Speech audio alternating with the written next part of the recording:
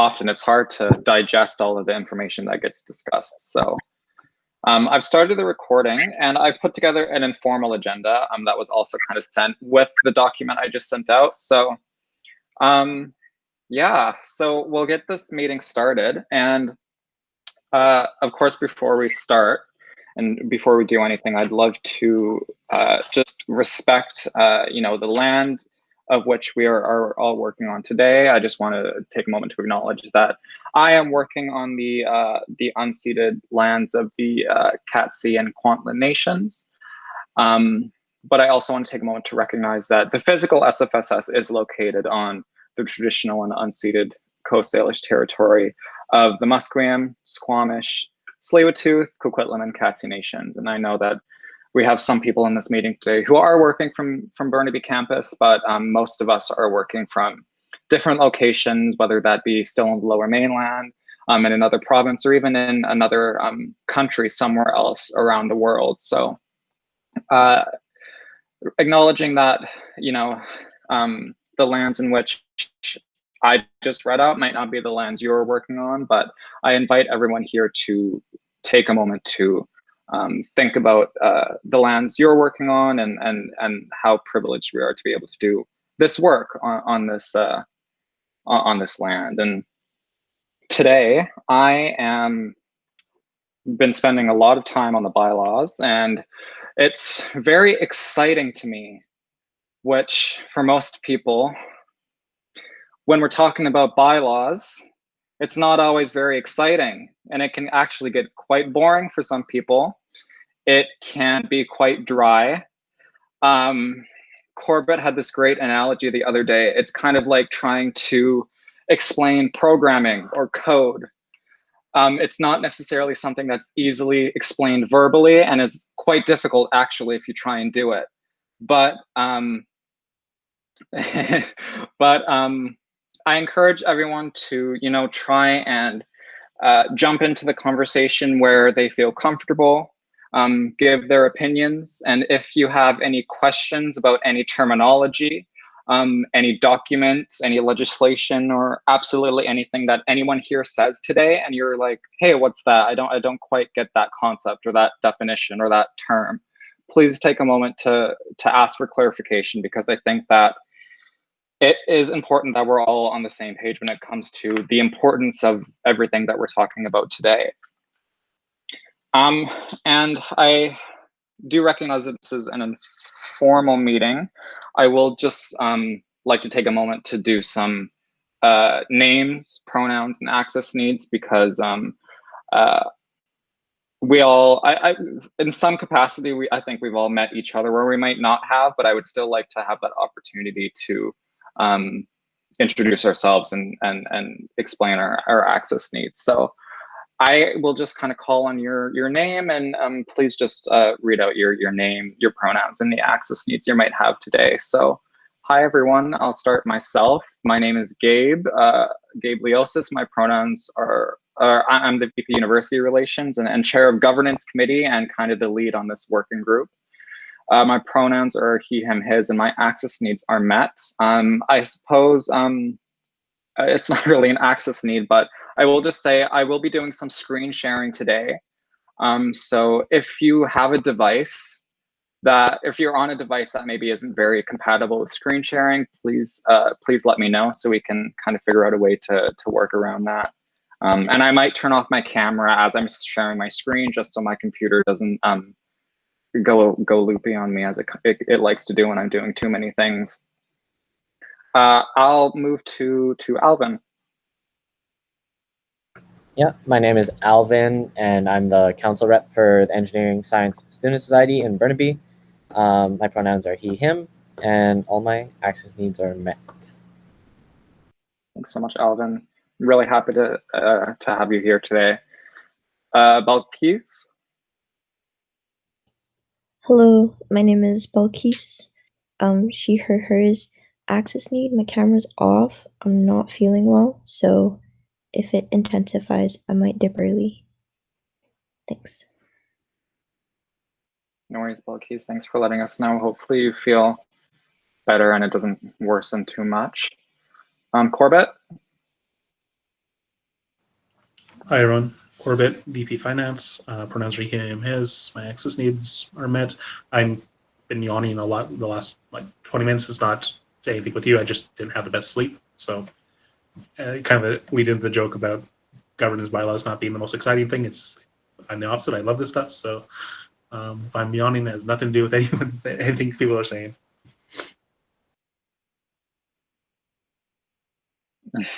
Thank you, Corbett. Helen? Yes. Hi, everyone. My name is Helen. I am the vice chair of the SFSS Council. My pronouns are she, her, hers. All my access needs are met. I may be turning off my camera every now and then so you guys don't see the horror of me chowing down on a sandwich. And just a quick little thing. I just wanted to give Gabe a thank you because he gave me a reminder today that we have to be kind to ourselves as it is a stressful time. I experienced a major burnout the last week and became inactive with all my messages and everything.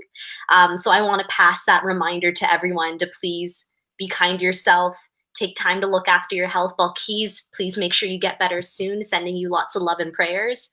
And yeah, just everyone look out for yourself. Don't burn out because it's not fun. Yeah, it's not. Thank you, Helen, for sharing that. Yeah. Asab? Hi everyone, my name is Asab. My pronouns are she, her, and hers, and all my access needs have been met. Thanks so much. And lastly, Lawrence. Hi, Lawrence, transition manager. Pronouns are he, him, his. Access needs are met, and I am, as usual, privileged to be on the Coquitlam lands. Thanks so much. And I don't think I missed anyone. I tend to do that sometimes, but seeing as I don't have an agenda in front of me and I'm just going down the list, it's a lot easier for me not to miss people. So we will move on then, and I will refer to the agenda. So I'll give a quick, kind of 5-minute spiel, maybe less, about kind of the goal of this working group. It is a working group of the Board Governance Committee, and I'm kind of referring to it as the joint working group on the bylaw review because I'm very happy to have council representation on this working group. I think that as the changes that we are proposing and the significance of these changes, it's absolutely critical that we have council representation and input on all of these decisions. So shout out to Helen and Alvin and Zaid and Serena, who will all be representing council on this committee, on this working group. And we may be even more privileged to have some more councillors joining us, depending on interest from Helen's council oversight committee. And yeah, the intent of this working group was to kind of take the load off of our respective governance committees, being the Board Governance Committee and the Council Governance Committee, in order to really fulfill to do justice to the work that we're trying to accomplish throughout this bylaw review and make sure that we're being very intentful and yet thorough with the time that we have in order to actualize the changes that we are planning. This is a more informal setting, so of course I encourage as much discussion as possible and input. Please do feel free to list yourself in the chat or direct reply. When it comes to things like bylaws, what I've realized is that during these discussions, it's very hard to put yourself on a speakers list because often we kind of go around in so many circles or loops or whatever shape you imagine, that by the time I reach people on the speakers list, they've actually forgotten what they were going to say, or we've just gotten so off topic at that point that the thing that the person was going to say has been lost. So I am not offended if you simply unmute your mic and start speaking. But of course, still trying to be, of course, respectful if individuals are still speaking, to hold the space for them if until they are finished, of course. And in terms of the mandate for this committee, we discussed this at, I keep saying committee, this working group, we discussed this at governance committee, is to take the load off of the governance committee and to focus more on the nitty gritty of the bylaw review, what I like to say. Focus on the smaller details of what is decided at governance committee or respective governance committees. So what that looks like is maybe our governance committees making the high level decisions on what we want to see in this bylaw review, and this working group will take those decisions and focus on the smaller implications of those, and also taking those recommendations back to the governance committee for consideration. And so I suppose something important to note is that, of course, I think we're all kind of aware of the timeline we have to get this completed. And a month to more was actually the deadline we've set for ourselves to have all of this bylaw stuff decided, a draft set of bylaws to be made, and special resolutions to be drafted in order to put forward at the annual general meeting in the fall. So we have a good 31 days to do this. And of course, in my opinion, I think we're in a very good spot. We have some pretty big decisions already made. We have some big decisions still to be made, and of course, to continue talking about that today. And I'm looking forward to those. So if anyone has any questions about this working group, please let me know. I can take a minute to answer any questions you might have. But if not, I think we can kind of jump in to our kind of next topics. I've tried to set, time limits on some of our discussion items, as you might see on the agenda. We'll see how well that works, but just to kind of keep us focused and intentful on our discussion and what we want to accomplish today. So that's why that's there.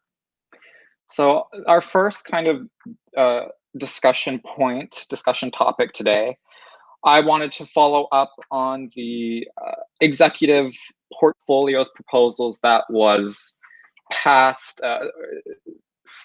for support in principle at the last governance committee meeting. So for Helen and Alvin, who weren't at that committee meeting, I had a chance to send out the proposal that I created on which executive officer portfolios to maintain or create and to integrate into this bylaw review, draft bylaws during this bylaw review. At the last governance committee meeting, we voted to support the proposal in principle and integrate them into the draft bylaws. The reason I say support in principle is because there were many changes, minor changes and edits that were made to the proposal that were suggested at that meeting, and I had gone and revised the things that needed to be changed that were suggested and resent it out to the working group today. So some of those changes included in the original proposal, there was a portfolio proposed that was titled First Vice President, and there was a consensus at that governance committee meeting that that name wasn't very, it wasn't suitable to kind of the direction we were headed, or that, it was kind of a bit too corporate feely. So we changed the name to something along the lines of Vice President Internal, because that is more governance work and kind of organizational development work. The full title that I've revised it to is Vice President Internal and Organizational Development. I have made sure that all of the 4 the first 4 executive portfolios, which includes the president, the VP internal, the VP finance and operations, and the VP university, all are explicitly stated as signing officers.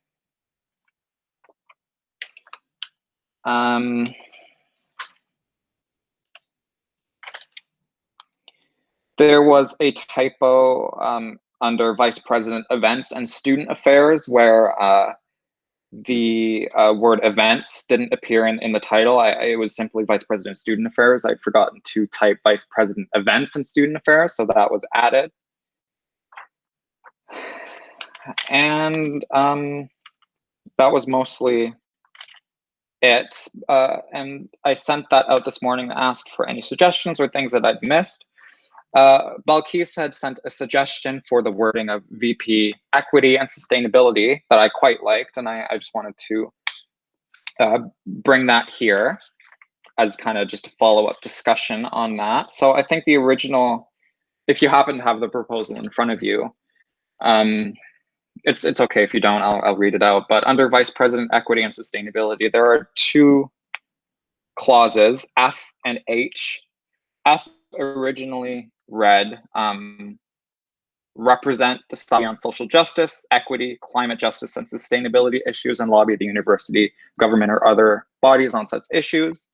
Balkis suggested that we change that to represent the society on social justice and equity issues such as disability justice, anti-racism, climate justice, and sustainability issues, and lobby the university, government, or other bodies on such issues. And also H,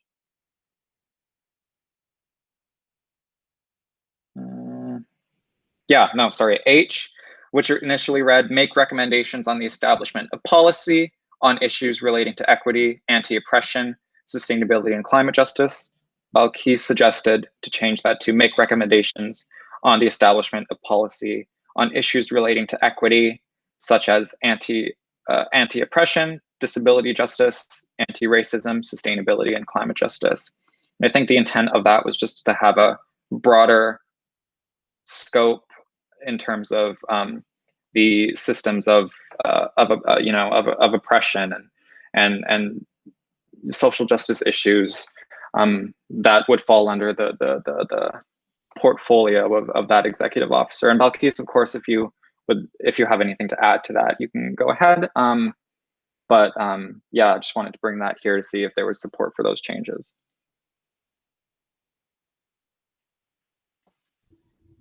I mean, they just added wording about anti-racism and disability justice, but that's it. Yeah, cool. It was a very small change, but a necessary one. So we don't need to do a roundtable on that. I'll just kind of say if there's anything to add or any suggestions around that. I can kind of feel the working group by consensus if that's agreeable. We can kind of do it in the straw poll style, I suppose. If you have anything to add, just unmute your mic and speak, but we can probably move forward with that, I think.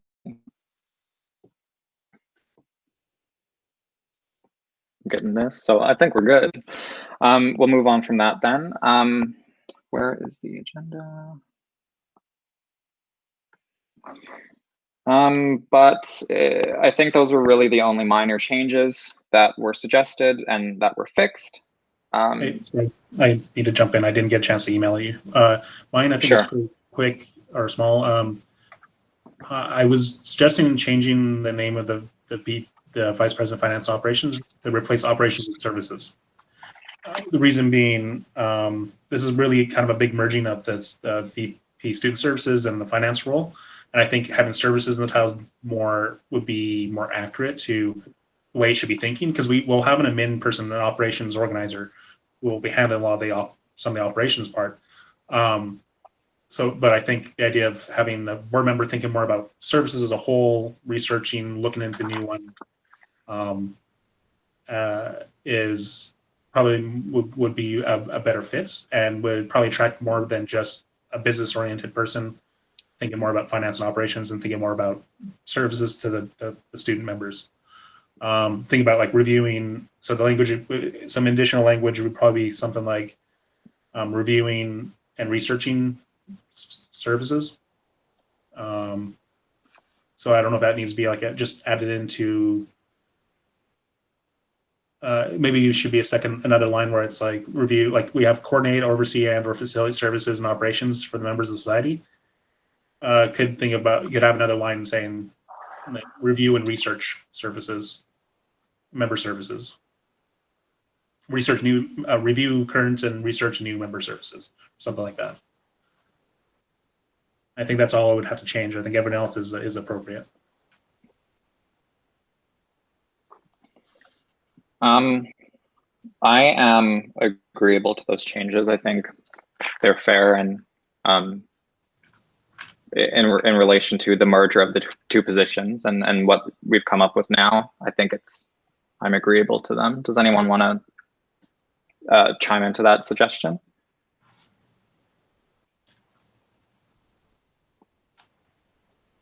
Am I correct in the agenda?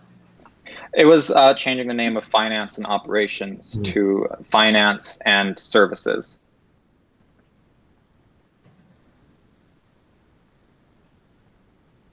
That sounds like a sensible change. Sounds good. Thank you. I think, again, we can kind of just do this by consensus. So if we're all agreeable to that, speak now or forever hold your peace. Okay, cool. I think we're safe to move forward with those changes. Is there any other minor edits to this proposal? No, sounds good. And of course, I think as we go forward, if we notice anything, it's still very flexible around that. So we should be good on that. Yeah, okay, let's move to the next one, which is bylaw proposal batches. And this stems out of discussion we've had multiple times. Hi, Sarah, welcome. Sarah, we just finished having a discussion on some just minor fixes to the executive portfolio proposal that was talked about at the governance committee last week. Just some minor wording changes and some of those other suggestions that were brought up at that meeting. And now we're kind of going into another discussion item around bylaw proposal batches. I'll send the agenda again in the chat for you. We have some kind of communal notes going. I have the agenda here too. Oh, perfect. Yeah.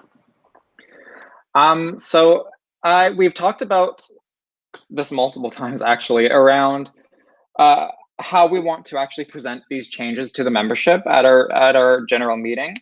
And we've kind of come to a general consensus that we don't want to push this in an omnibus type style bylaw proposal. And what omnibus basically means is pushing everything through at once, because we're remembering that we have kind of multiple issues at play in this bylaw review. One of which is we're trying to fix some Societies Act compliance issues in our bylaws. The Societies Act being the piece of provincial legislation that actually governs and allows us to exist. And our bylaws must always be compliant with the Societies Act. And if there are conflicts in our bylaws with that act, the Societies Act always prevails. But nonetheless, it still creates issues for us if there are conflicting clauses with the Societies Act and our bylaws. So, and there are multiple of those in our bylaws. So those need to be fixed, as well as some other housekeeping items. There's also some need to clarify student group definitions for student unions, DSUs, FSUs, and also constituency groups, and the board and council revamp. So I'm gonna share my screen.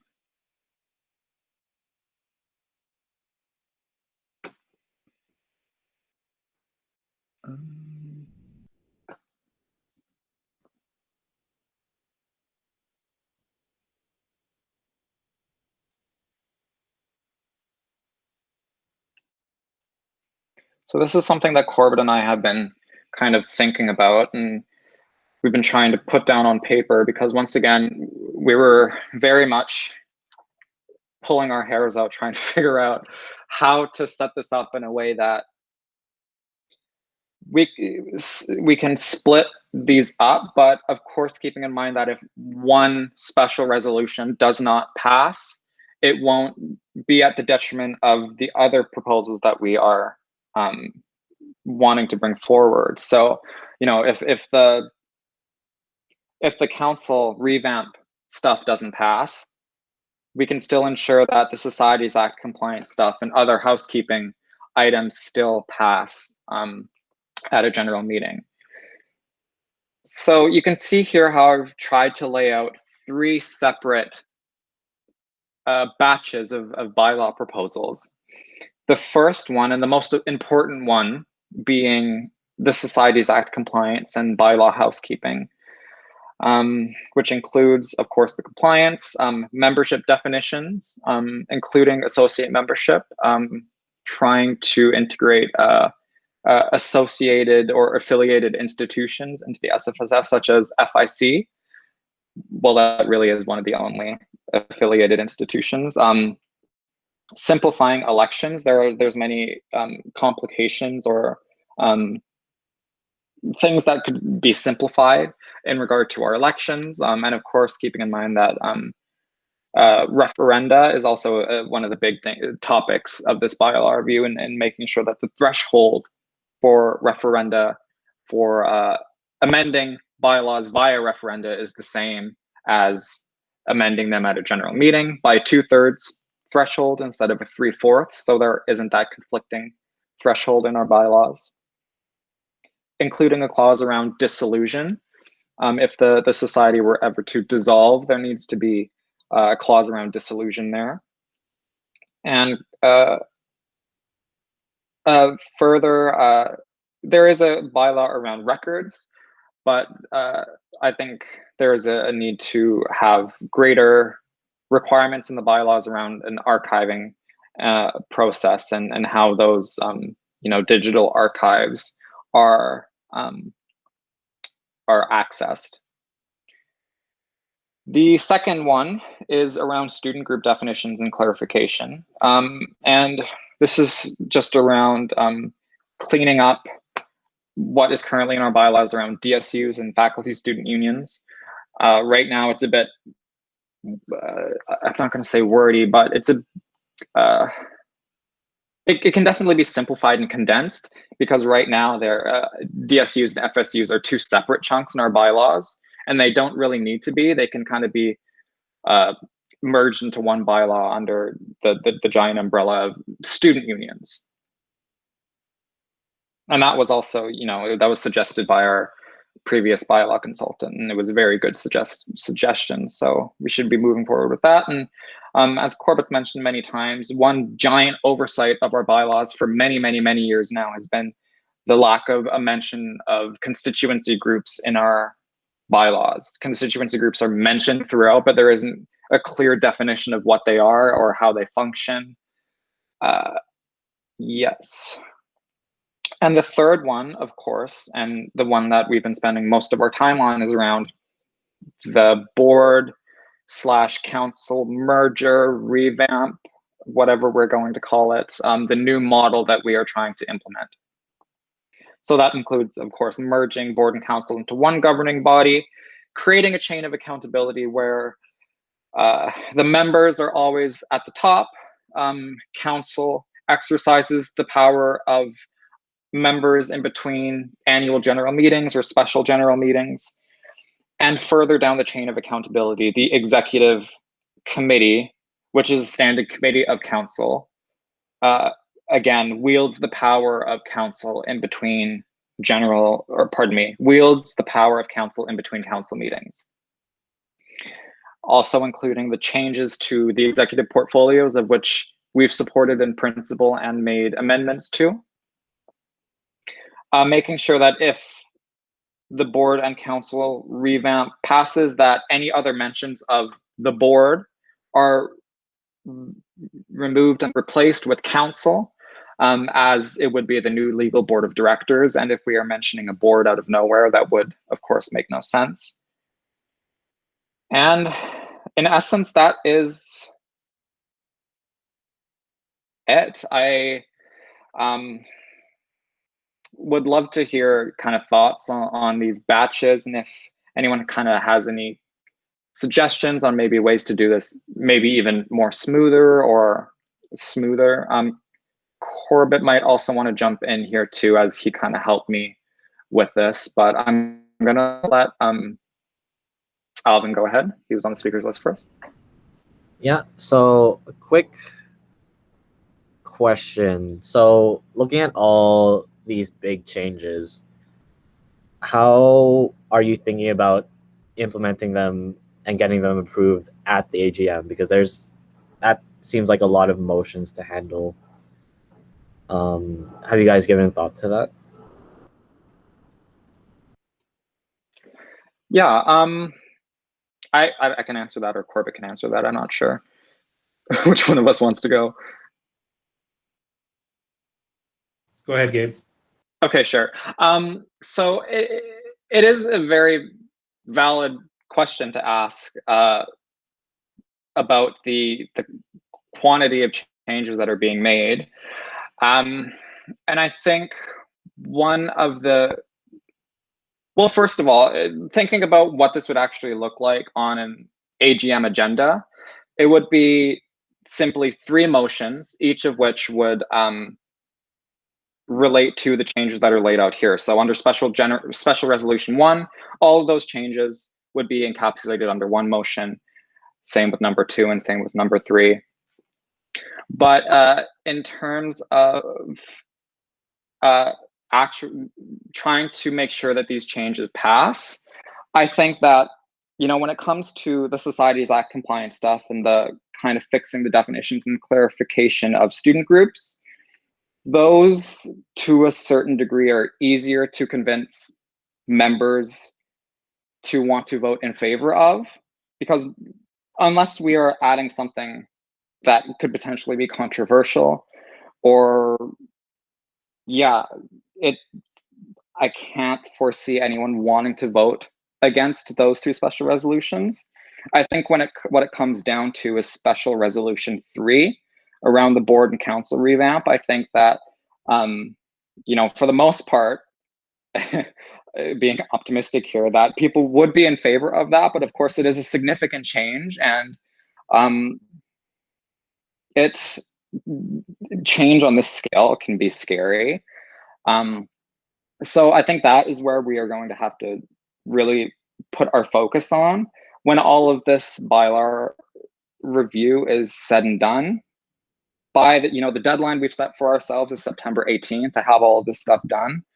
You know, what comes after that is us really preparing a campaign around why these changes are so important, and that includes board members, counselors, student union executives, all working together and mobilizing support for these changes. Because let's be real here.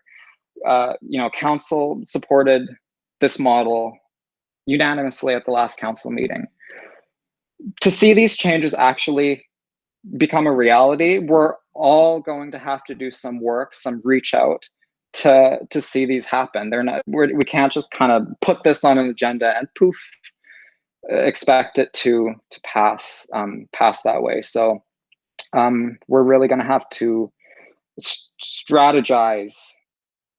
Did I say that right? Strategize what that's going to look like, and kind of give clear instructions to counselors, student union executives, fellow board members around the importance of these. And of course, once you know, God willing, these pass, we will have to, I think, establish some kind of steering committee or working group around, you know, okay, so these have passed, we have how many months until they take effect? What needs to be done to actually bring these changes to fruition now that they have passed?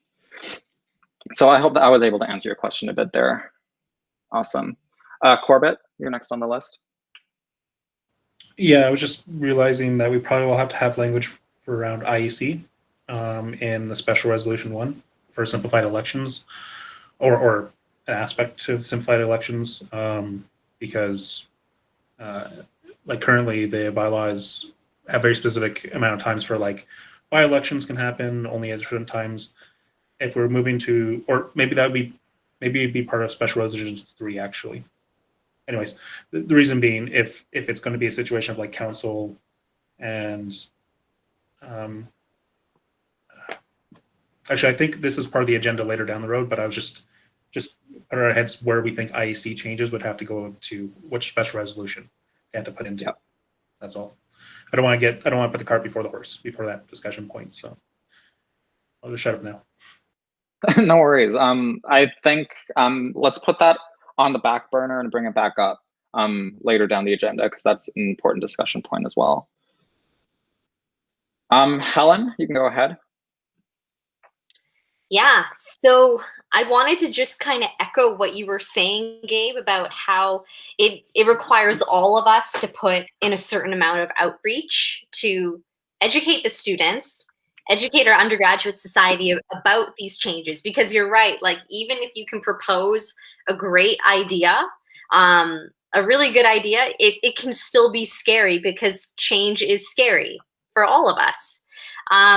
But I will say, like, when it comes to reach out, I think it's going to be incredibly symbolic. Once we start campaigning for these changes, it's going to be incredibly symbolic if it especially comes from the board members. Because literally, board members, through this change in the governance restructuring, you're literally telling our undergraduate society that we are taking some power out of our own hands and putting it into a different body to keep us, the leaders, at least the current leaders of your undergraduate society, accountable, you know? So I will say, like, we're all going to do lots of outreach, but it will be incredibly symbolic coming from the board members, the board of directors. And as well, when you were talking about outreach, it just reminded me of that one, I don't know who created it, but it was that one video. And it's like on that SFSS Canvas orientation course saying, what is the SFSS? And there's this whole animation and stuff like that about the different bodies of the SFSS. We could always create one of those videos and just put it out on social media, campaign it, and just say, what are the changes being brought into the SFSS governance restructuring? So I think it'd be a cool campaigning idea down the road to work on. Yeah, thank you, Helen. And I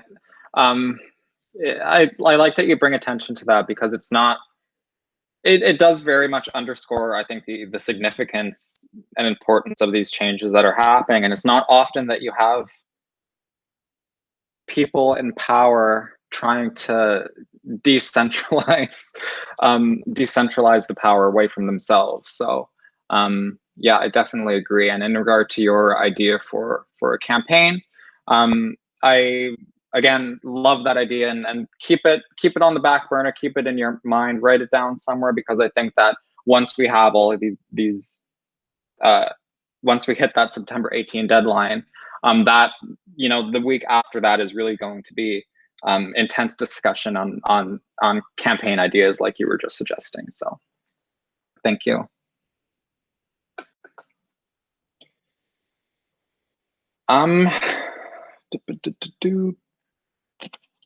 So in terms of what I was just screen sharing, I will share that document with you all. It's not completed. That's why it wasn't sent out to you before, and why I'm screen sharing.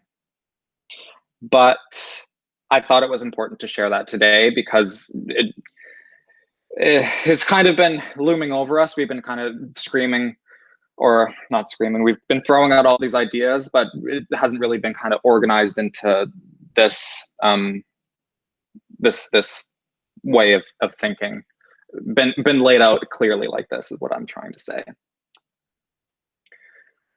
So in terms of those bylaw, you know, batches, proposals, chunks, whatever you want to call it, is there any questions on that or comments?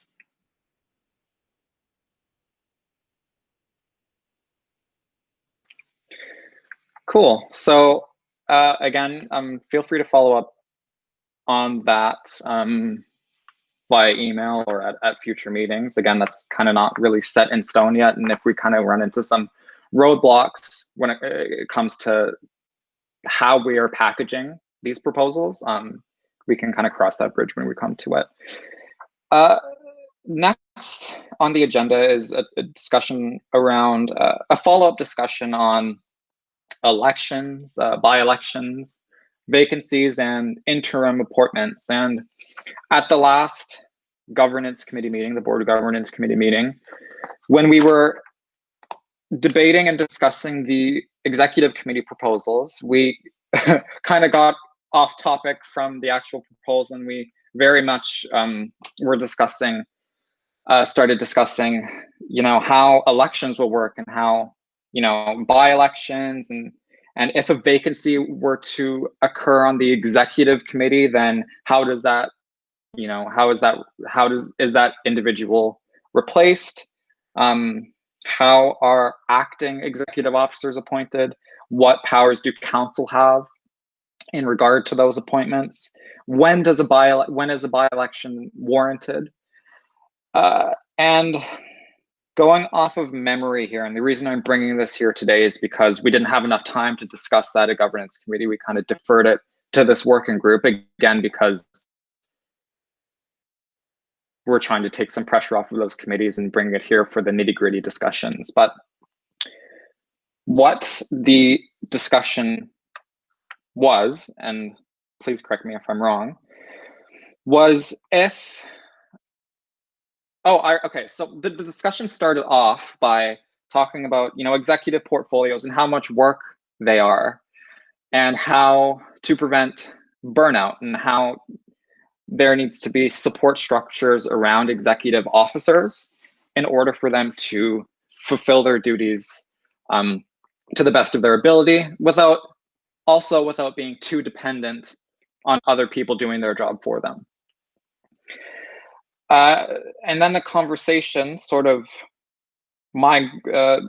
transitioned into a discussion around, okay, well, there is a lot of work that is associated with a portfolio. What happens if someone resigns or is impeached or removed from office, or that office becomes vacant? How is that person replaced?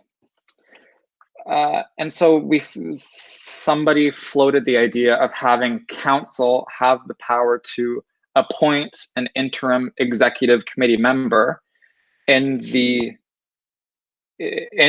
office of an executive officer as an interim, to carry out the duties, the powers, duties, and obligations of their office before the next scheduled election, whether that be a general election or a by-election. Something else that came up in that discussion too was, what happens if if it's the office of the president that becomes vacant? Because keeping in mind the proposal that we just discussed, there is actually a line of succession for the president if that office becomes vacant, whereas there aren't any for the other. Say, for example, if the VP Finance and Services office were to become vacant, there is nothing in the bylaws to talk about how they would be replaced. If the president were to become vacant, in this proposal, it's very clear that the VP Internal would take over the duties of the president. So that discussion, to summarize, was that council have the power to appoint executive committee members in the interim before the next, I'm not saying this correctly, to appoint an executive officer as an interim to carry out the duties of that office before the next scheduled by-election or general election. In that case, that interim individual who is appointed would no longer need to serve in that office and would then abdicate the duties to the person who was just elected. That would not work the same way for the president, however, because we discussed how the transition from the president to the VP Internal would be much smoother than having a counselor fulfill the duties and responsibilities of the president, because they're just might not have the experience or the knowledge to actually serve in that office. So I feel like I kind of went around in circles there because I wasn't able to word my thoughts properly, but please, for those who were at that meeting, please let me know if I kind of summarized that discussion correctly, and I would love to continue having this discussion to kind of clarify some of those points.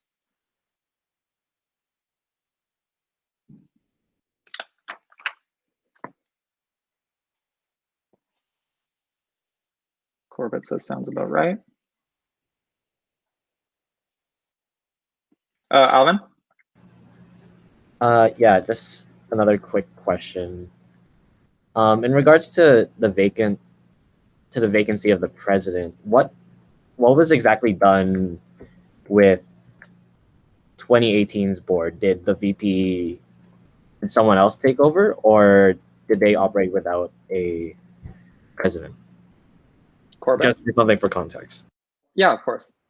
Yeah, they did under our current bylaws, the VP Student Services takes on the role of like an acting president, and that's the only transition, like our line of succession, if you want to use it that way, in our bylaws. And in 2018, they decided not to hold a by-election, even though they were missing 2 other board members as well. And they just went forward with what they had. And yeah, that's how they did it. Whereas in 2016, when the president kind of got themselves knocked off the board, or became ineligible to serve as a board member, they had, again, the VP Student Services took on as acting president, and then they held a by-election in the fall. So it's up to the board. In our current bylaws, it's up to the board to decide they want to do a by-election. It's the only time it's automatically triggered is if there's quorum issues. I think if say like 3 or 4 execs vacated their seats, then you'd have to have an automatic by-election. I think that's, yeah.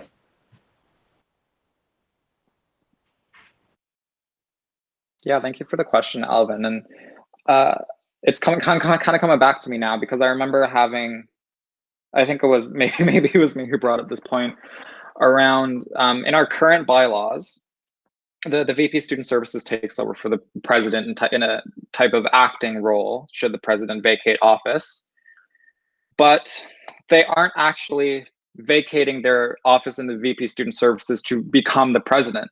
They are still the VP Student Services, but they are just also on top of their existing portfolio taking on the duties of the president. So what we were discussing was how it was easier for the VP. Okay, so now we're going to our current proposal. It would be easier for the VP internal to take over the role of the president in the interim, and to have someone appointed to the position of VP internal in the meantime, instead of appointing someone to the office of the president from the get-go, because that person would not have the necessary knowledge and preparedness and experience as an executive officer to take on those duties. So, Asif said BRB. And I think that where I just kind of discussed was kind of where we left off with that discussion. You never really came to a hard decision on what we wanted that to look like. So I think that's why it was brought back today. So, Corbett? Yeah, for an aspect of having council put an interim VP into a role, either through shuffling up or vacancies or whatnot. if we keep our current bylaws, which has only a by-election can happen in the fall, in the fall, or you have a general election in the spring, outside of like quorum issues where an automatic one has to happen. We could change the rules where it's just council can decide when they want to hold a by-election, whether it's in the summer or fall or whenever is needed. Let's say 21 days in advance or 30 days in advance of calling an election. That way, then you don't have you might only have a situation where a council member only might have to be filling in the interim role for a maximum amount of time. Or so you don't have a situation where like, oh, I'm going to do this role for the next 6 months because of weird timing or something. Because some examples in the past was in 2018, one of the at-larges, I think within a month or two, she got into another school and resigned and then left. That was within the summertime. And then they had another person step down. One of the at-larges stepped down near the end of the summer. And of course, their president got impeached shortly afterwards. So you could have it. I've seen other schools where especially in this council exec setup, where council just calls a by-election. Maybe it's not always, and they'll select a time to do so, either based on their bylaws or by choice. Sometimes it's not great because maybe it's in a bad period of time. You may want to hold off on it, but so we kind of have one way or the other. Either we have something very scheduled and structured where this is just when we can have it happen, and you potentially have a person filling in, serving from anywhere from 1 to 6 months, or we give the flexibility on council to call a by-election when needed, whether it's for one position or more. And that ties into the need for an IEC to be around almost all the time. Because it does take us quite a bit of time to hire any IEC as is under our current system. And so we might have to like fix that to be like a 1 year or a 13-month term to allow for some training overlap. And give them tasks to do it in the off season, so to speak, where maybe they can also support student unions and council with their elections, make them more rigorous or more structured. Because I know every student union has a lot of variety on their elections. Some are more appointment based, some are more election based, and it really depends on their own engagement or their own health, I guess, governance health. But yeah, I think Alvin has a direct response, so I'll shut up now. Forgive me if this is what you guys were intending. In order to mitigate the use of an IEC throughout the year, would it be feasible for, say, the executive officers suggest a interim, and then council approves that appointment, if that's what you guys were intending? Because yeah, definitely by-elections are a big overhead.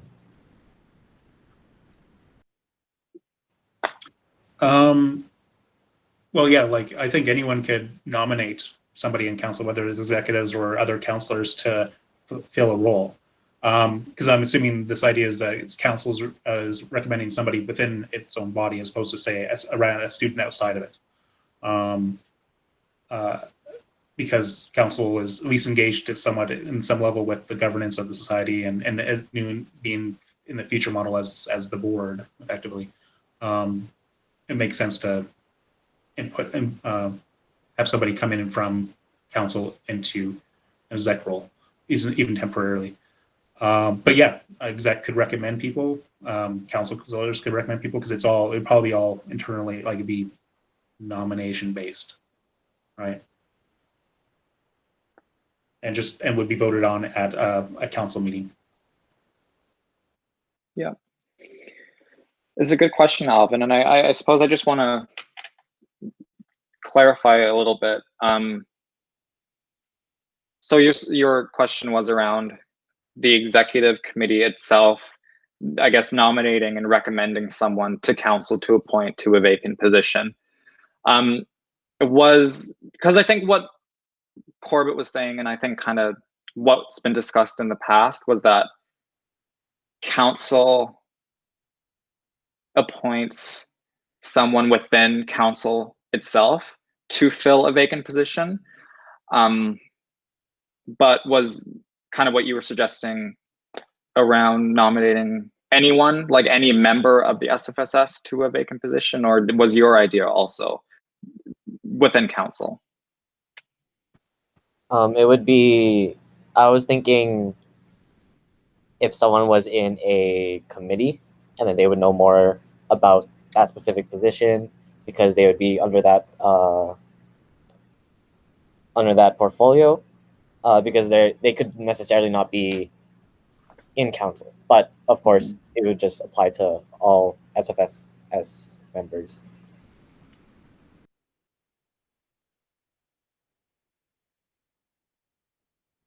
Go ahead.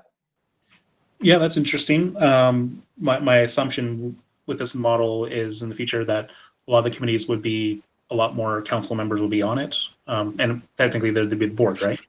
They're just that maybe be chaired and a core group of execs just for connections and decision making, but that a lot of that you probably still have a lot of student at larges, but a good core of the composition of each committee would also be council members. So I can see, you could make an argument for language that says like either a counselor or a relevant committee member or something like that.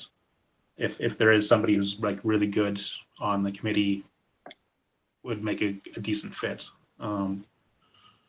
Yeah, I would still personally prefer a council member simply because of the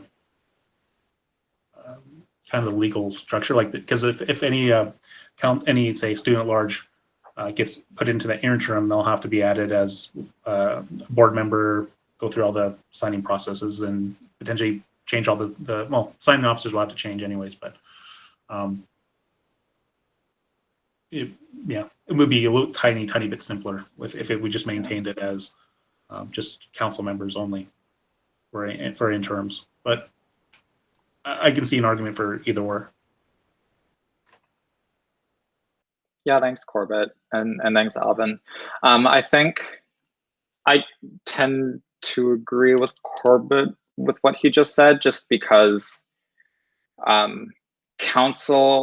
members of council will technically already be considered directors of the society as the legal body tasked with managing the internal affairs of the society. So, as Corbett said, it is to a certain extent an easier transition.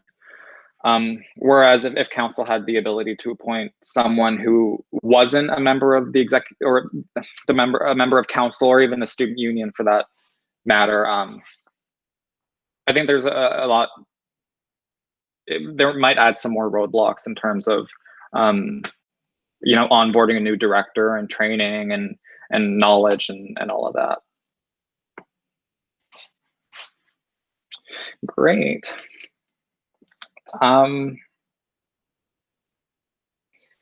So let me think about where we've left this discussion off. So, okay, to summarize kind of what we've discussed already, council will have the power to appoint a counselor to a vacant office within the executive committee.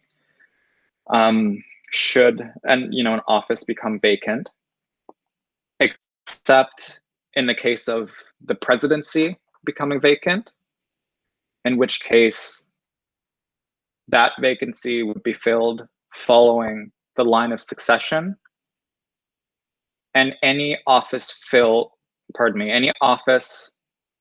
vacated due to the line of succession would then be filled by a council appointment, or someone is appointed to support the duties of the office that was just vacated due to the line of succession to the presidency.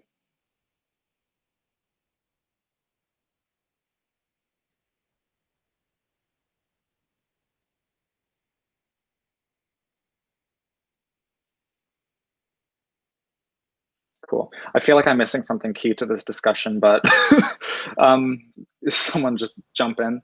Yeah, it's probably kind of semi-related in the sense of like more for by-elections to get to that point. So maybe Yeah. I Oh yeah. that up Yes. during the by-election discussion. Sure. Sounds good. So yeah, we'll have to figure out a way to clearly lay that out in the bylaws, because I can see how this process that we've established here today could get complicated and hard to follow if we don't lay it out clearly in the bylaws. So maybe as an action item for myself, yeah, I'll take on kind of trying to figure out how we can word that and bring it back to this working group.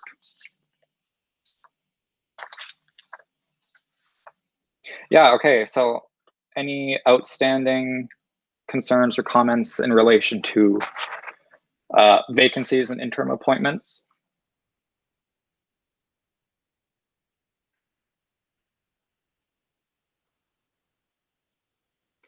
So I mean, this discussion item also does include elections and by-elections. So Corbett, we can get into that discussion now, I think.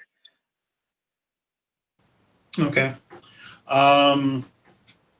Yeah, there's two main things. One was, I guess, especially with NIC, do we want to have a more fixed time periods for by-elections and general elections? Or do we want to have a floating one that's set by by council? And the other piece is, I feel that if a executive or member is planning to run for a position in a by-election, they should be required to drop their current position within a certain amount of time beforehand, so that students can potentially, or interested council member or student can run for that position, so that we don't have a situation where, like in 2016, where the VP Student Services, who was acting president, ran for the president position, but didn't give up her VP Student Services. So once she won the president position, but the VP Student Services wasn't filled. And so even under this new idea of council backfilling vacancies, there's still a potential issue of like, well, we might have to have another by-election in 30 days or so, right? So either I feel like if we're going to do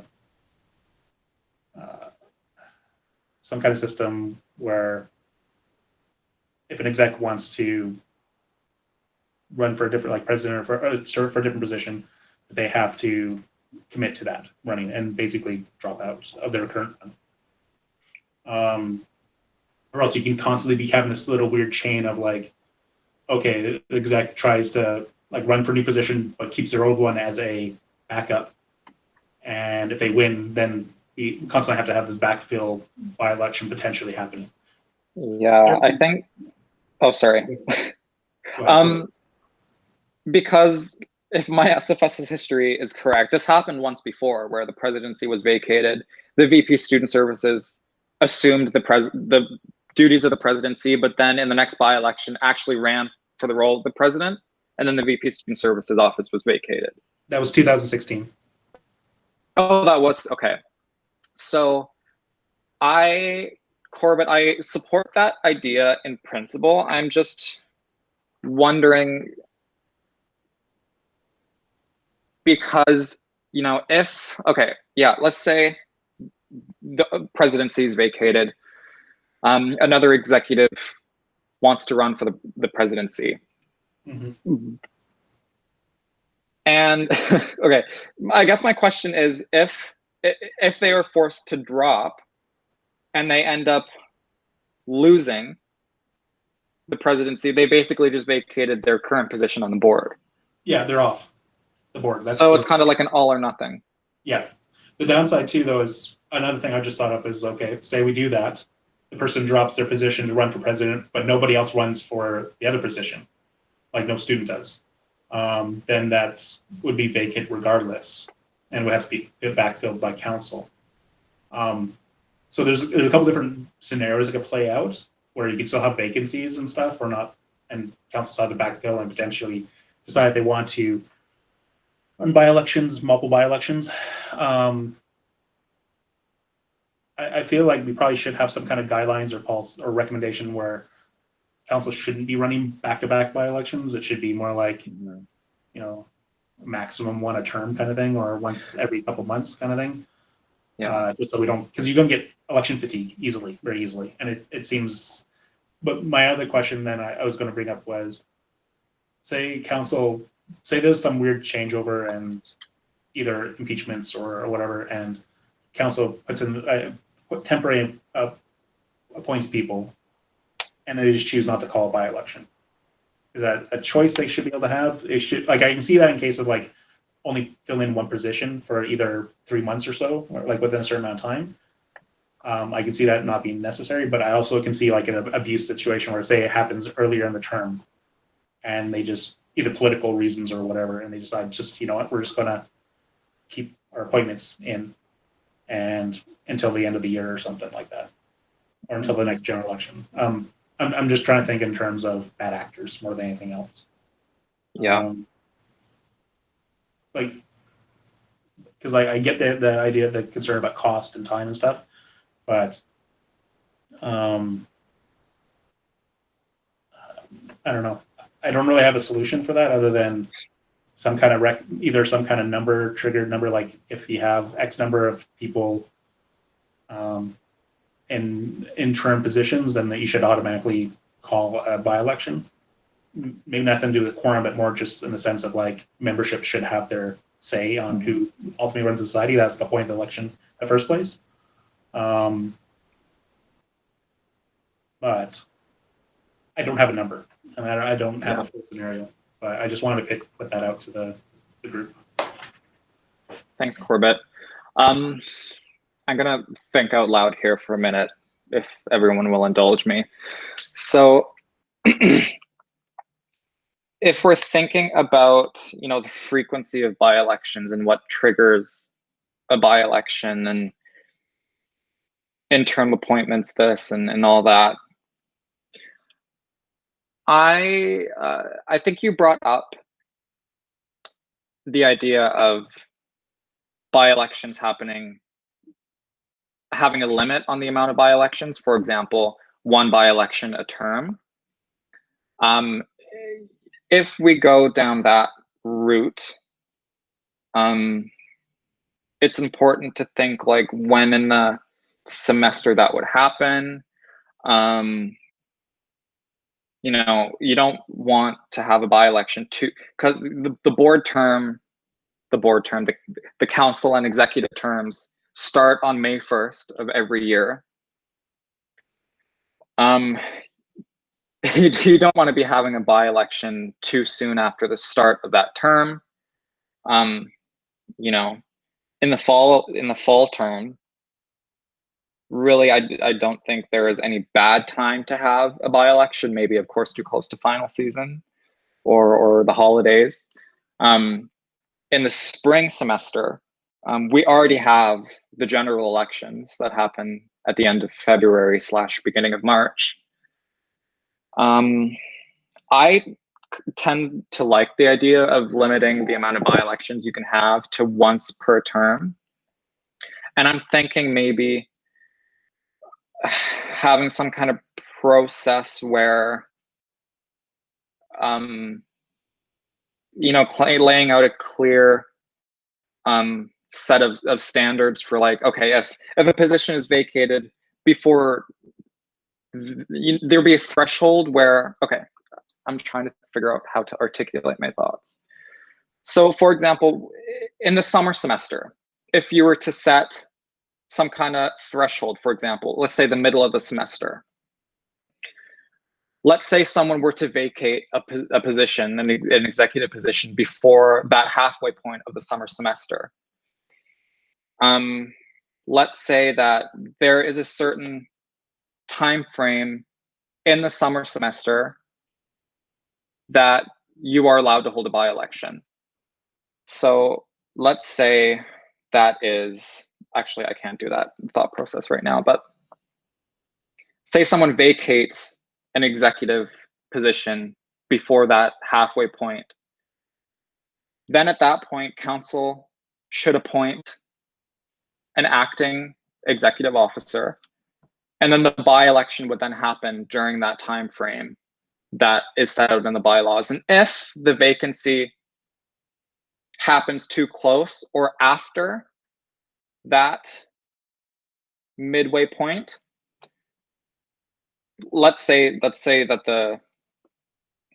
the vacancy happens after that midway point, then council still appoints an interim, but then they would then have to wait for the next midway point in the fall semester. And then the same thing there. If a vacancy occurs kind of at the beginning of the fall semester, council appoints an interim, they get replaced by way of by-election at that midway point in the fall semester. If it happens after that midway point in the fall semester, then they get replaced by way of the general election that would then happen in the middle of the spring semester.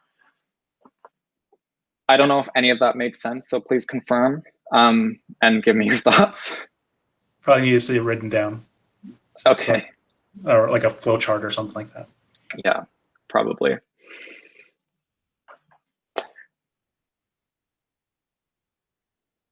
Yeah, I don't know. I was just thinking because, you know, I'm a big follower of American politics, and I know that under American legislation, if the vice, you know how the president has 2 term limits, right? They can only be president for 8 years. But say the vice president were to succeed the president and want to run for president later on, if they have been president, if they've succeeded the presidency, and are to serve the balance of the president's term for less than 2 years, they can still run for 2 more full terms. So they could technically be president for 10 full years. But if it's more, if they're filling that vacancy for more than 2 years, then they're limited to only 1. So it's kind of my idea there. Again, that probably doesn't help my explanation, but I'll try and write it down on paper, and hopefully that would make more sense. But if anyone does have anything to add, or in the situation that did make sense and you would like to give feedback, please contribute. It would be useful to just write down some scenarios as well so that people understand where this is coming from. It's not just want to put in complexity for complexity's sake. Based on historical precedents or actions, we might have to think about these scenarios in the future. Sure. Who just put their name down? Alvin? Yeah, just a clarification. Is the concern just the frequency of the by-elections and what triggers it? I think there's kind of 2 concurrent concerns. I think one of them is the frequency of by-elections, and the other is the limitations on council's ability to appoint people as acting executive officers, and the kind of the dangers or abuse of that power.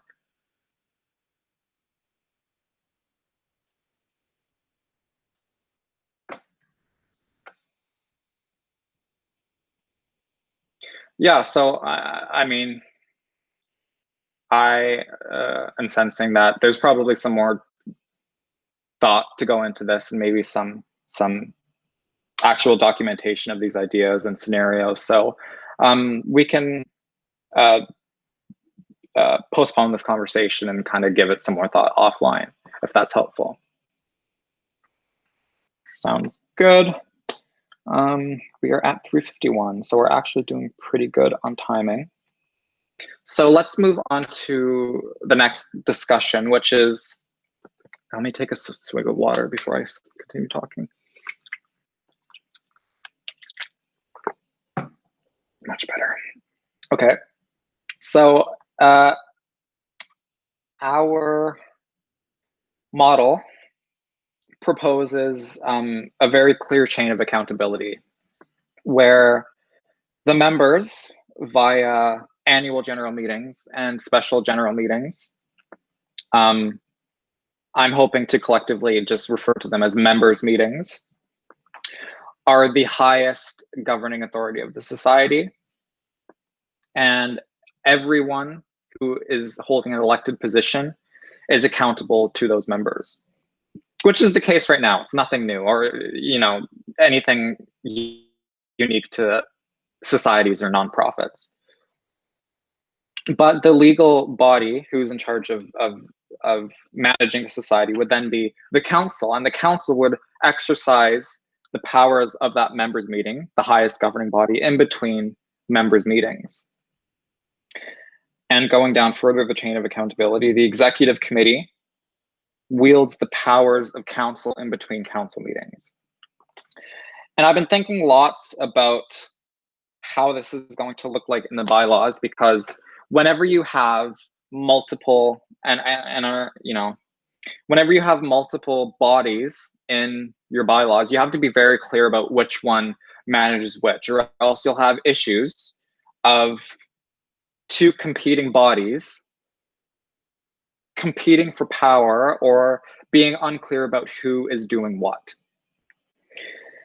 And our model does present some challenges in that, what if there are power struggles between council and the executive committee? What if there is ambiguity around which body does what?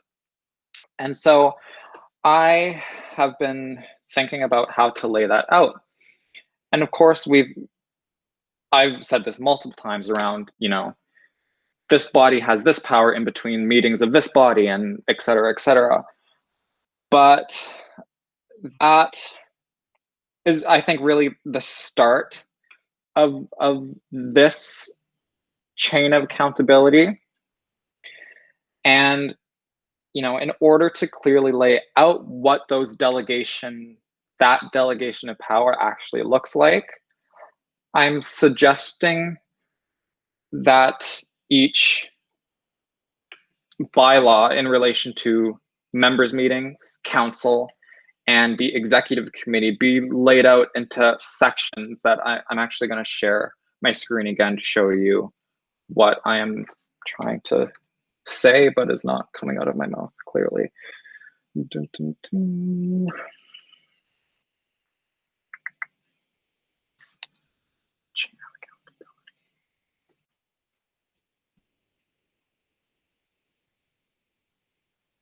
Yeah.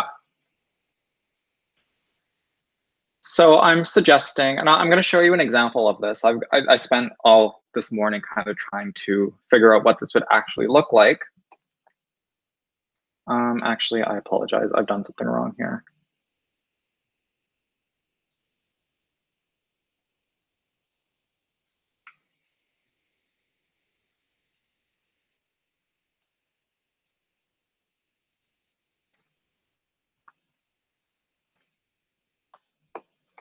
Okay, so I suggest laying out each bylaw.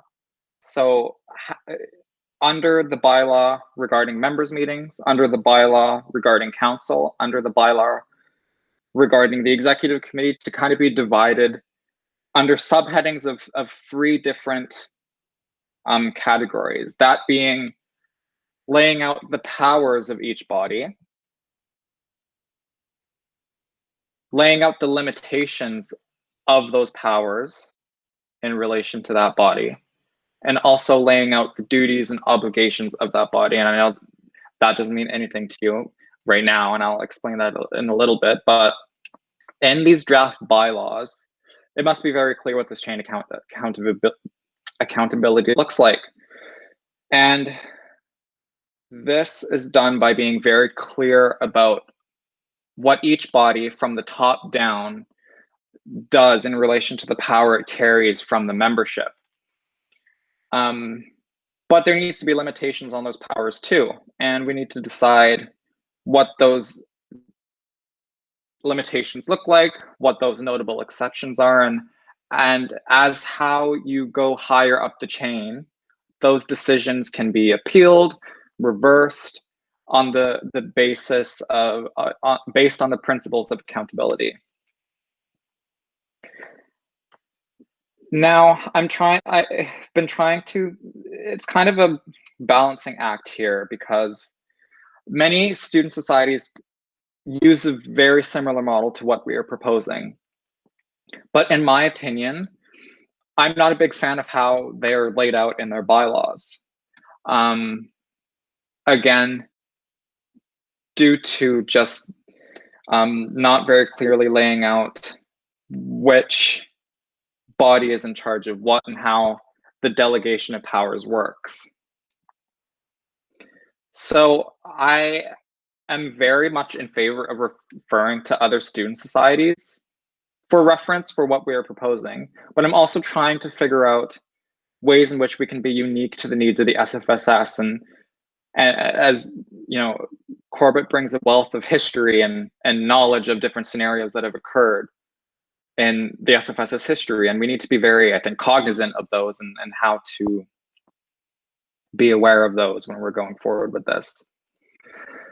And so what might this look like? And so I have kind of written here what this might look like. So in terms of powers, it's very clear that, or I've stated multiple times that the main language around what the powers of these bodies are, is that they are to exercise the powers of whatever body is higher than them in between meetings of that body. So in the instance of the executive committee, again, as laid out here. But I've also put something in regard to the limitations on that power, because once again, you know, we need to have a discussion around what powers do we actually want the executive committee to have, and what does the executive committee, in what instances does the exec committee need to defer to council on things such as, you know, topics could include things like enacting policy, approving budgets, and stuff like that. So I'm going to show you something, and it's very messy because it is a draft. And once again, this will get sent out to you once it's kind of done. But take this, for example, and this was me playing around this morning.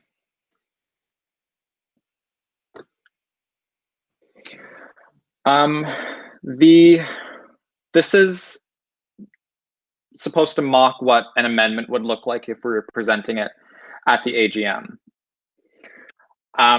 You can see that this is kind of just done on top of the current existing bylaw, Bylaw 4, which lays out the powers, duties, and obligations of the executive committee. And in fact, I'm going to put this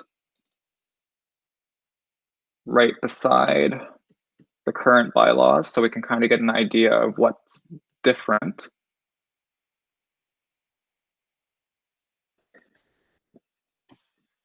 So you can see here how I said before, how I wanted to lay it out into 3 different chunks, where the first one would describe the powers of that body.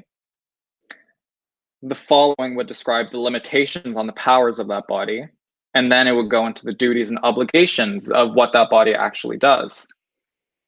And so you can see here how it clearly lays out that executive committee wields the powers of council in between meetings.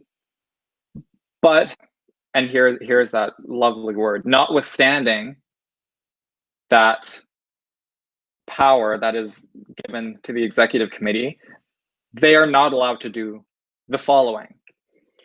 And here I've put two very important tasks under what the executive committee cannot do, in which case they would defer to the council to do, which is enact regulations or policies governing any activities of the society, or approving budgets for any fiscal year. So those things would actually have to get approval by council.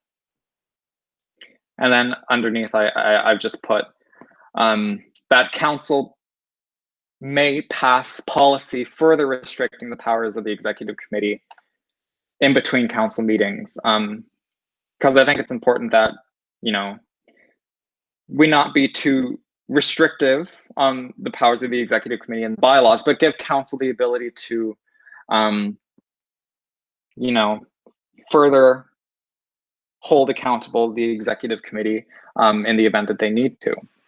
And of course, under duties and obligations of members of the executive committee, I've put all the executive portfolios by which we've just talked about today. So yeah, all of this. And if you're wondering what these I don't know if it's hard for you to see because I've color coded it, but the green stuff is what I've added. The red stuff is what was there before and I've taken out and replaced.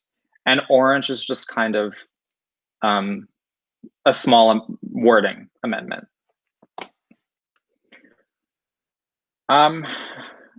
If we look at council, now this one's a bit more messy and I apologize. I'm not expecting you to be able to read this right now on the spot, but you can see here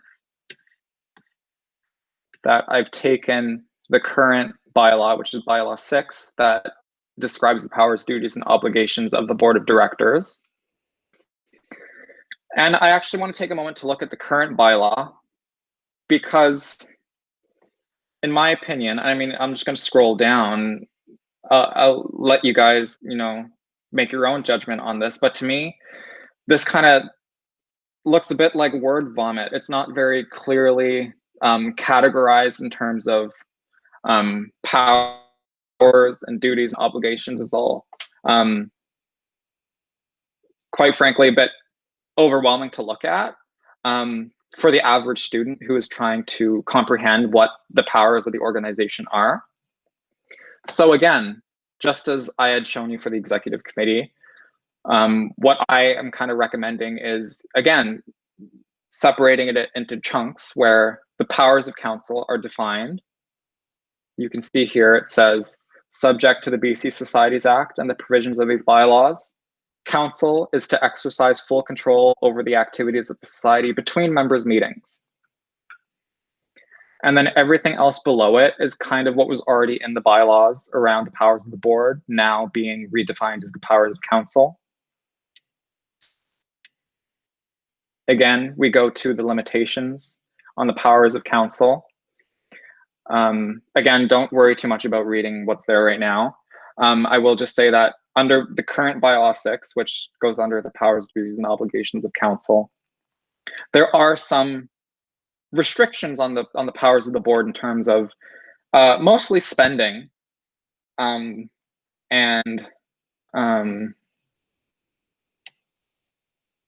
almost all spending, to be honest. So I've taken all of those clauses and put them under limitations on the power of council. And again, duties and obligations of council would just further go into, what are the duties of a councillor? What are the duties of the council chair? And all of that. So the reason I show you this is because it's, from what I've seen, it's much easier to say that all of these bodies have full power of the body above them in between meetings of that body, and then to place limitations on that power rather than try to very specifically give certain powers. So basically it's, here is everything. Okay, it's kind of working backwards where you give them all this power, but put certain limitations on that power rather than just saying, here are a few bits of power that you have, but we're reserving this for ourselves.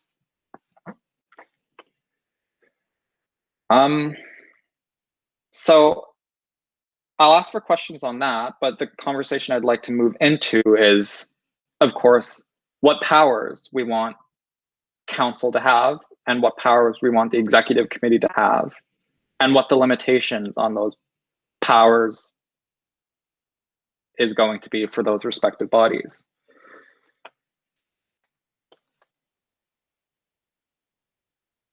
And of course, my suggestion, and this is with reference to other student societies who employ this model, is that things like passing policies and approving budgets should not be in the hands of the executive committee. That power should be limited, and the executive committee should defer to council to approve those documents.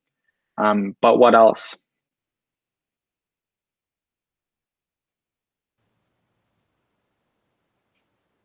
Oh, yeah, of course. Go ahead, Corbett. Annual plans, strategic plans, recommendations from committees. It's the same idea as what we have as the board now. It's just a larger body. To me, it's the same general thing. It's just more that we're giving executives, the exec count committee, some more authority and stuff. But still limited by what the board says. So it's basically the same thing as we have now. It's just clearer language more around exec than it is around council. Most part. Yeah. Council or board in this case would have the power to override an executive council decision or executive decision.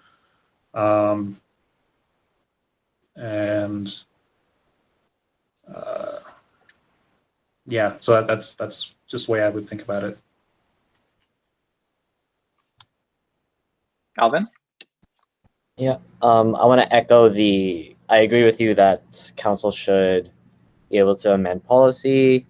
One thing that ESSS is used to is that we have our members, so our engineering student, mandate our executive committee or our executive officers to do something or like look into a resource or create a report based on something. How that would look like in the bylaws would be a different question, but that's something what council could do. We could mandate a certain position to do something under their portfolio. Yep. Yeah, and I think that is also, also defined. Sorry, I'm just looking at the executive committee proposal as well. I think that is also kind of included here as well. It says, like, for example, under the president, it says one of the duties of the president is to undertake any other duties as delegated by council or the executive committee. So that is also kind of, it falls under that as well. But yeah.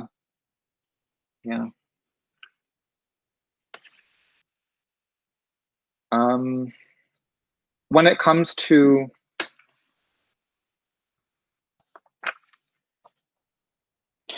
Corbett is very helpful, I think, to actually look at it as the relationship between the board and committees now. It's really no different because all of our committees need to have their annual plans approved by the board. The strategic plan needs to be approved by the board, and all other, big things like the audit report, et cetera, all of those need to be approved by the board. In this case, it would be council. What I suppose, with the notable exception here that the executive committee has more powers than our committees typically do. My question kind of more is around like the executive committee taking stances on things on behalf of the society. So for example, like I know when it comes to, let me try and think of an example here, like our own graduate student society who has a council and an executive committee. Their executive committee doesn't have the same powers of which we are proposing in this model. They are completely dependent on their council telling them what to do and delegating power to them. There is no exercising powers of council in between meetings type thing that we're proposing here. They can't take stances on things or like make any major decisions without the approval of council that only meets on a monthly basis. So decisions for them are very slow. And I think the idea here of having an executive committee that wields the power of council in between those council meetings is that you have a smaller body that is able to make decisions, more day-to-day decisions, quicker than the council would be able to, but still ultimately being accountable to council for those decisions.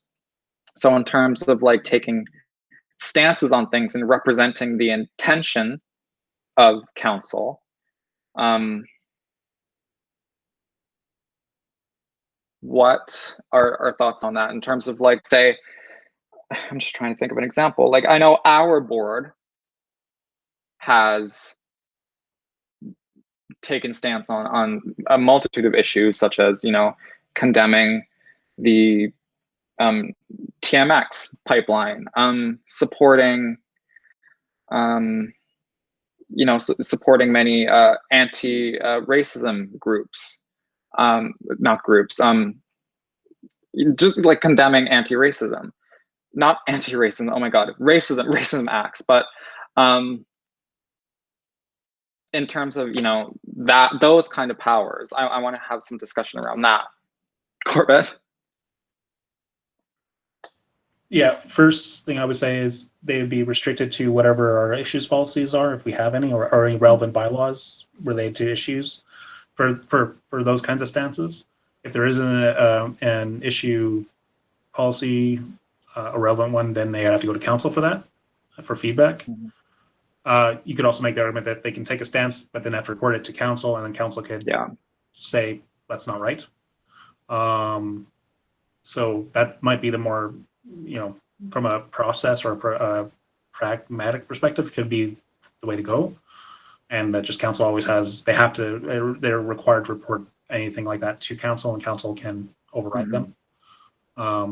Just theoretically, same thing like a members meeting could override a council view or something as well, right? So I think that could just, you know, and having a comprehensive set of issues policies would help like cover that, to say like, hey, it's literally in our policies. If council doesn't like that policy, then they have to change it, kind of thing. Yeah.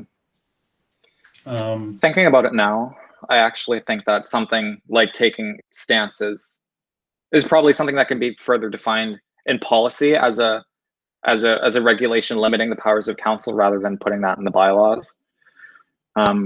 Something that could probably be included in issues policies.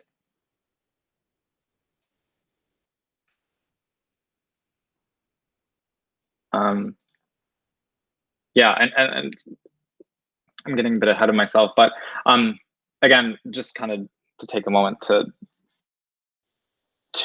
explain our SFSS issues policies are essentially just policies that solidify the society's stance on certain issues. We only have one issues policy right now, which is around women's reproductive rights, and the SFSS is a pro-choice stance. A number of years ago, we had more issues policies related to other you know, social, economic, and political issues, something that the governance committee is actually looking to develop more of this year. And academic, yeah.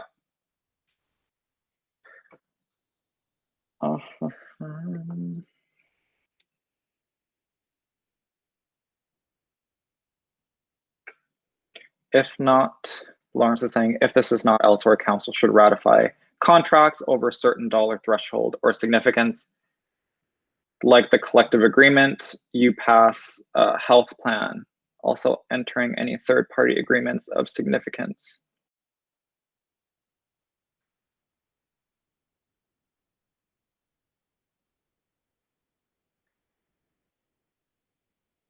Yeah, I agree to that to an extent. I'm just thinking about things like the collective agreement, because I actually think that's one of the reasons why council and board split in the first place, was around collective agreement complications, and trying to go through council was very difficult. I don't know if anyone has history on that actually, or might be able to speak to that a little bit. Alvin, you had a direct response as well. Oh, I'm sorry.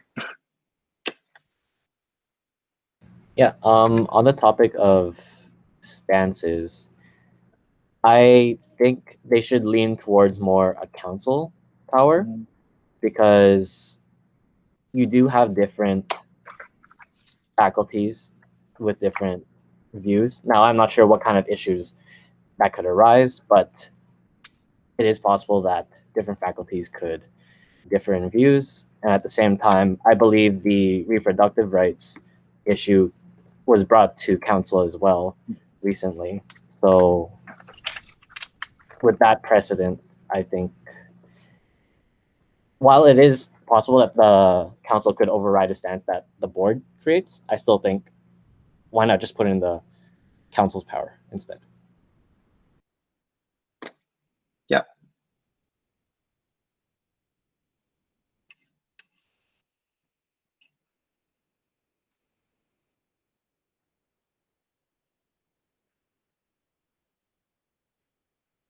Lawrence?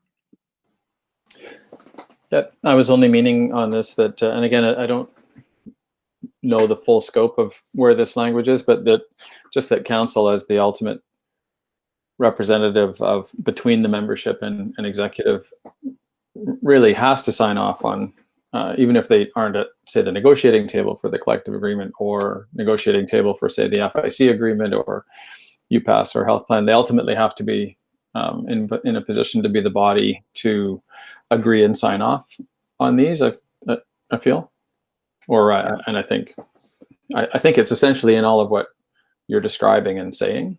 But it's just, again, it's to avoid.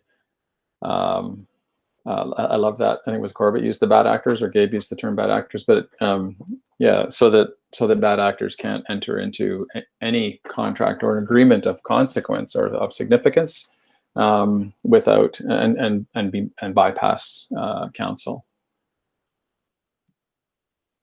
Yeah, thank you, Lawrence. Yeah, I think that we should definitely integrate that in some form into limitations of the executive committee. Just gonna literally copy and paste your comment and put it in the notes to look at later.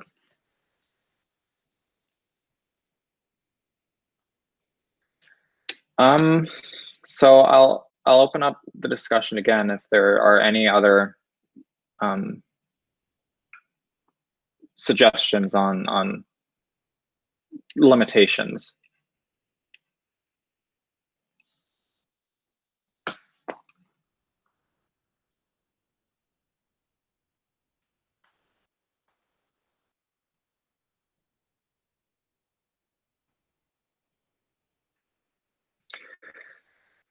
I think that, you know, with this as well, it might be worth doing some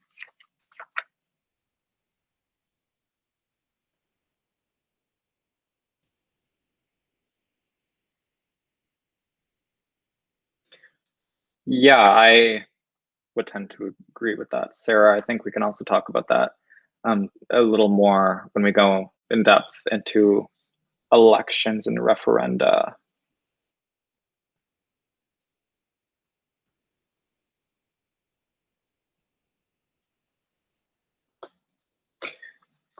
But you know, in terms of powers and limitations of powers,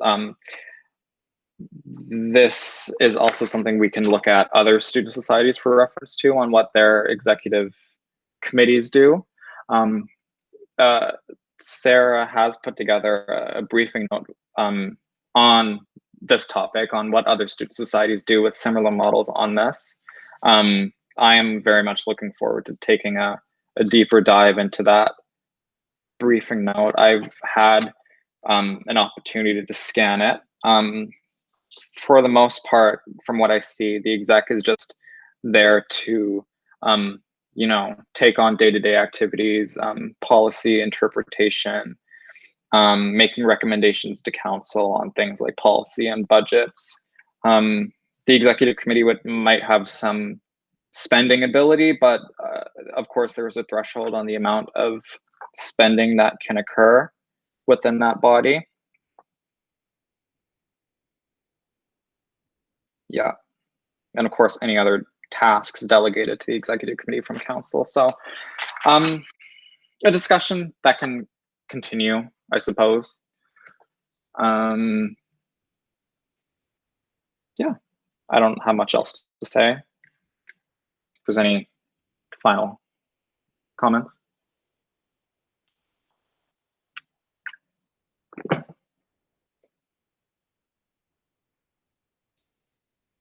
Okay, cool. I think we're at 4:22, so we can probably close the meeting now.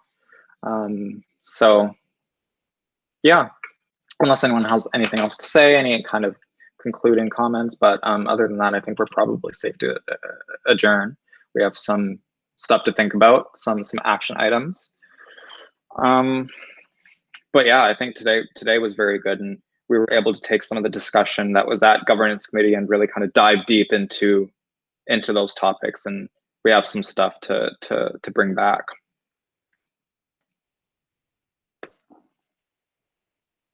Okay, so I guess I don't know how to end this, but yeah, thank you everyone for coming out, and please keep an eye out for